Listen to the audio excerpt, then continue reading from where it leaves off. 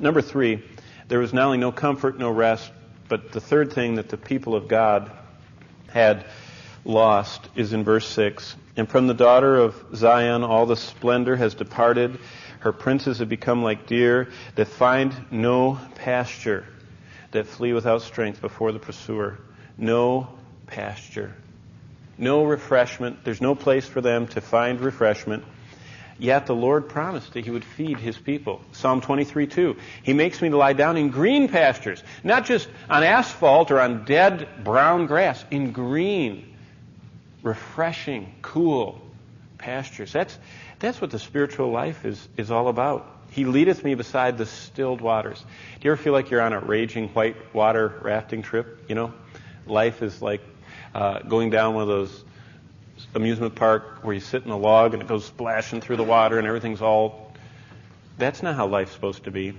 We're supposed to be walking with the Good Shepherd. And that reminds me, when I was in the South pastoring in Georgia, I remember that an old preacher once said that this little girl, they had a competition for quoting the 23rd Psalm, and a little tiny, like 3-year-old girl said she knew it, so they couldn't believe that, so they said, come on up. And then they had this older fella, and so the older fella just eloquently said it, and then the little girl climbed up on the stool and leaned over in the microphone, and she said, the Lord's my shepherd, and that's all I want. And she had the whole psalm, didn't she? And that's what we need to learn. Psalm 37:3, trust in the Lord, do good, and you'll dwell in the land, and verily thou shalt be fed. You'll pasture. Psalm 81:16, a beautiful verse.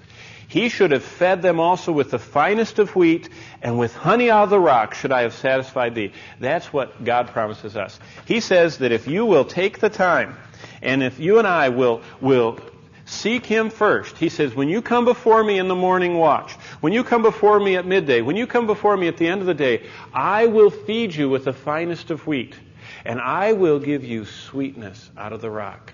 Let me ask you, have you gotten your finest wheat and sweet honey from the Lord yet today?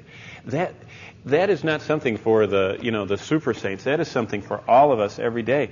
And that's what we come for. We come to get Psalm 81:16, the finest of God's refreshment. Isaiah 40 and verse 11, He'll feed them like a flock.